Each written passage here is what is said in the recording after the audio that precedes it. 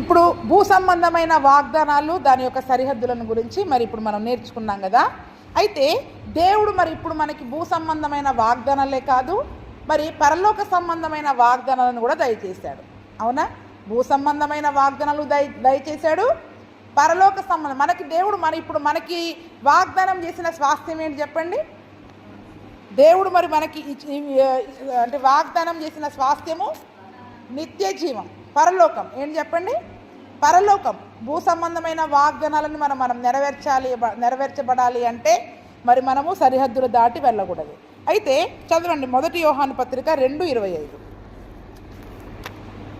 1 యోహాను పత్రిక 2:25.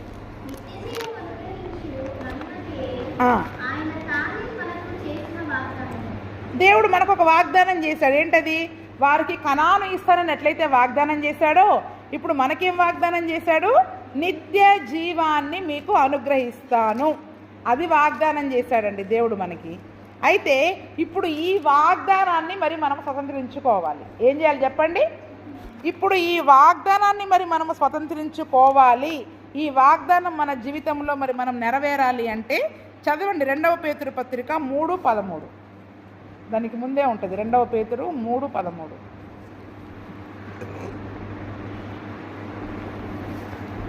11 నుండి చదవండి.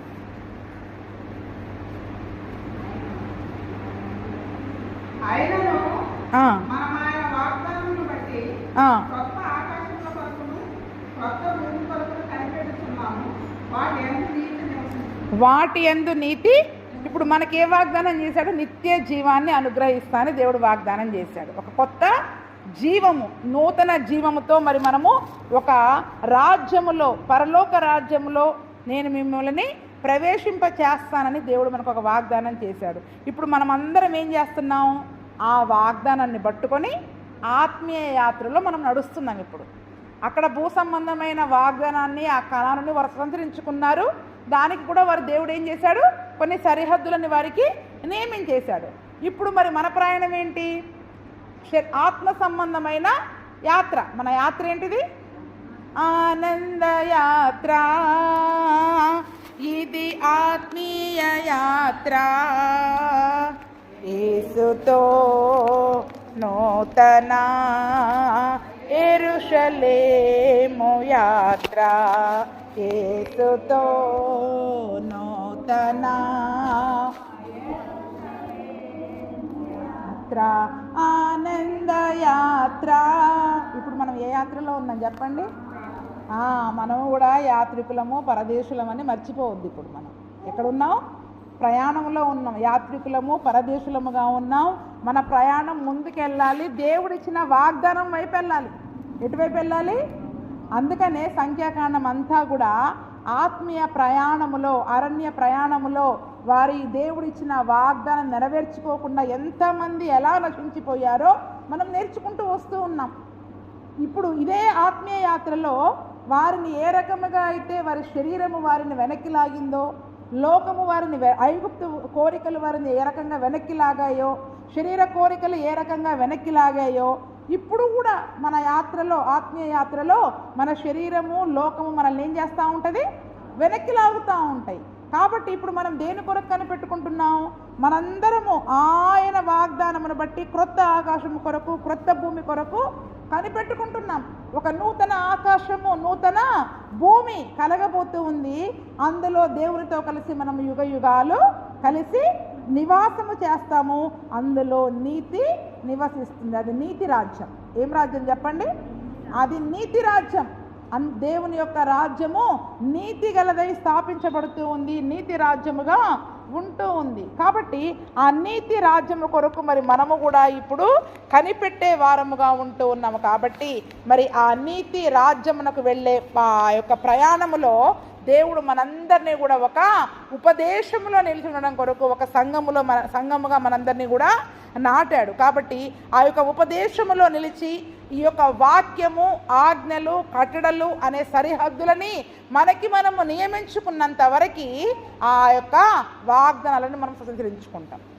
ఎప్పుడైతే ఈ యొక్క ఆజ్ఞలు, కట్టడలు అనే ఆ యొక్క సరిహద్దులను మనము దాటి ఈ లోకంలోనికి వెళ్ళాలని ప్రయత్నం చేస్తామో ఆత్మీయ యాత్ర అరణ్య యాత్ర అయిపోద్ది.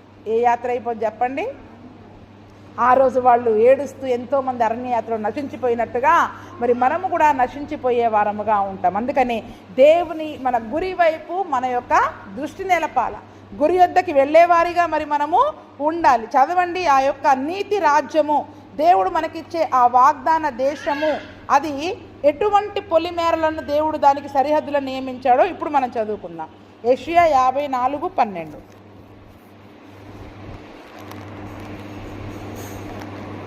యెషయా 54:12.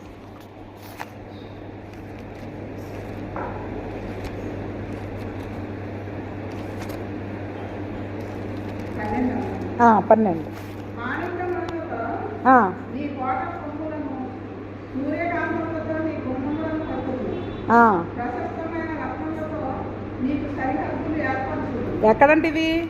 ఇప్పుడు దేవుడు మనకి ఇవ్వబోయే ఆ యొక్క నీతి రాజ్యములో, పరలోక రాజ్యములో, నిత్య జీవము అనే వాగ్దానము చేయబడిన ఆ రాజ్యములో దేవుడు మనకి దేనితోటి సరిహద్దులు ఏర్పరుస్తున్నాడంట చెప్పండి?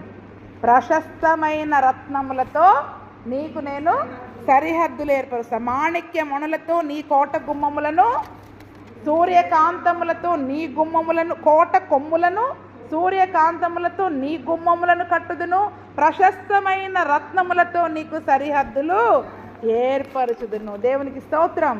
చూడండి, నిజంగా అసలు పరలోక రాజ్యం కూడా చూసుకుంటే అది 12 ముత్యాలతోటి ఆ యొక్క పునాదులు వేయబడినట్టుగా చూస్తాం. అన్నీ కూడా ముత్యాలు, ప్రశస్తమైన రత్నాలు, మరి మాణిక్య మణులతో దేవుడు మనకు ఒక వాగ్దాన దేశాన్ని అక్కడ సిద్ధపరిచి ఉంచాడు. ఆ సరిహద్దులు, అది కూడా సరిహద్దులు గల పట్టణం, అది కూడా సరిహద్దులు గల పట్టణము. దానికి ఏం సరిహద్దులుగా ఉంచుతున్నాడంట? ప్రశస్తమైన రత్నాలు. ఏం చెప్పండి? ఇక్కడ ఈ సరిహద్దులు మనకి కష్టంగా అనిపిస్తే ఆ ప్రశస్తమైన రత్నములతో కూడిన, మాణిక్య మణులతో కూడిన, ఆ యొక్క సూర్యకాంతములతో కూడిన ఆ వాగ్దాన దేశాన్ని మనం స్వతంత్రించుకోలేము కదండి.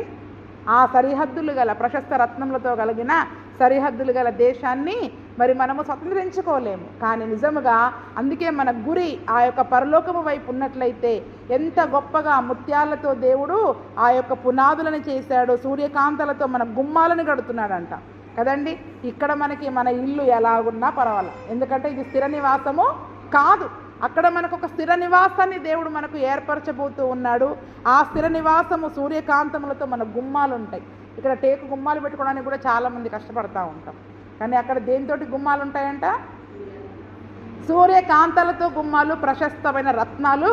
అసలు వాటిని దాటి మనకి బయటికి వెళ్తామా చెప్పండి? ఇంకా కదండి, అవి దాటి కూడా మరి మనము బయటికి. అందుకని దేవుడు నిత్య జీవమును అనుగ్రహిస్తాను అన్నది దేవుడు మనకిచ్చిన పరలోక సంబంధమైన వాగ్దానం. ఆ వాగ్దానము కొరకు ఇప్పుడు మనం అందరము కూడా కనిపెట్టుకుంటున్నాం. అవునండి, ఇప్పుడు మనం చేసే యాత్ర ఎందుకు, చేసే ఈ ప్రయాస, ఈ యొక్క మరి ఈ మనం చేసే భక్తి, ఇదంతా ఎందుకు? ఆ పరలోక సంబంధమైన వాగ్దానము కొరకు. ఆ దినమున మరి దేవుడిచ్చిన ఆ వాగ్దాన దేశంలోకి చాలామంది ప్రవేశించలేకపోయారు. ఒక తరం, మొదటి తరం అంతా నశించిపోయింది. రెండవ తరము వారు మరి దాన్ని పరిశుద్ధపరచుకొని ఆ యొక్క దేశంలోనికి వారు వెళ్ళాలని చెప్తున్నాడు. కాబట్టి ఇప్పుడు మనం ఆ రాజ్యానికి వెళ్ళాలంటే ఈ లోకములోనే మనల్ని మనం పరిశుద్ధపరచుకోవాలి. ఏం చేయాలి చెప్పండి? ఆ 33వ అధ్యాయంలో చెప్పినవన్నీ ఇప్పుడు మనం ఇక్కడే చేయాలి. ఏం చేయాలి? ఇక్కడే చేయాలి. ముందు మనలో ఉన్న ప్రతి విధమైన అపవిత్రమైన వాటిని పాడు చేయాలి.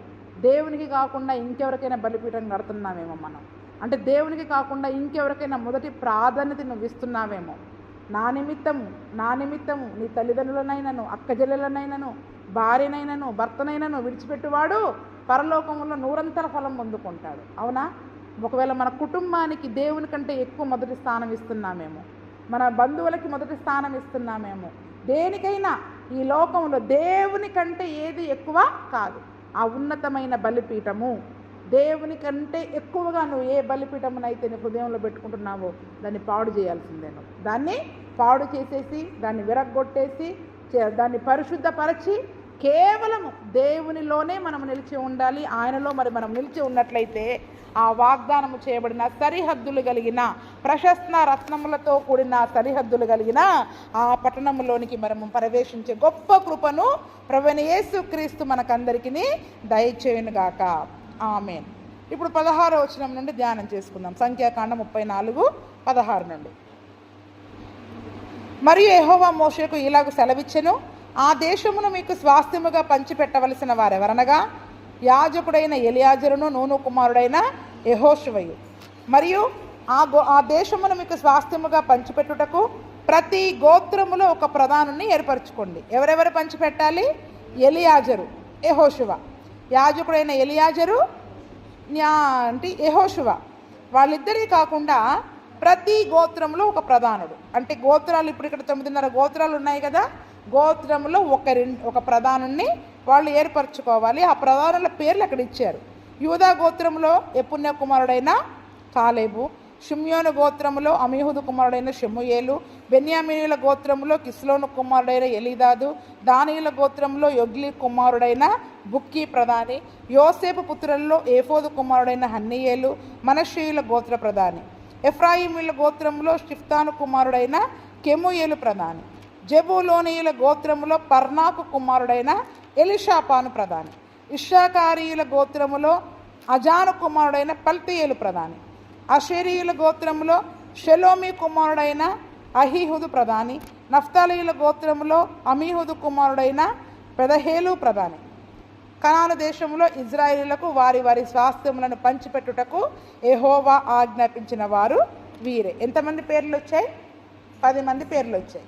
9 మంది కాదు, మనషే అర్ధగోత్రంతో కలిపితే 10 మంది పేర్లు వచ్చాయి.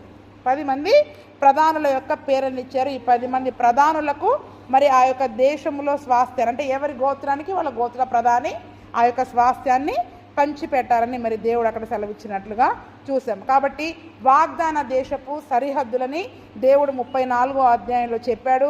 ఆ దేశపు సరిహద్దులు దాటి వారు వెళ్లకుండా, ఆ సరిహద్దుల్లోనికి వారు ఎవరిని రానివ్వకుండా ఆ సరిహద్దులని వారు కాచుకొని మరి ఆ సరిహద్దులను బట్టి వారు నడుచుకోవాలని దేవుడు మరి వారికి సెలవిచ్చాడు. కాబట్టి భూ సంబంధమైన సరిహద్దులు గల కరారును దేవుడు వారికి ఎలాగైతే ఇచ్చాడో మరి పరలోకంలో కూడా దేవుడు సరిహద్దులు గల ఒక పట్టణమును, ప్రశస్త రత్నములతో కలిగిన సరిహద్దులు గల ఒక పట్టణమును దేవుడు మనందరి కొరకు సిద్ధపరిచి ఉంచాడు. దాని కొరకు మనం కనిపెట్టాలి, ఎదురు చూడాలి.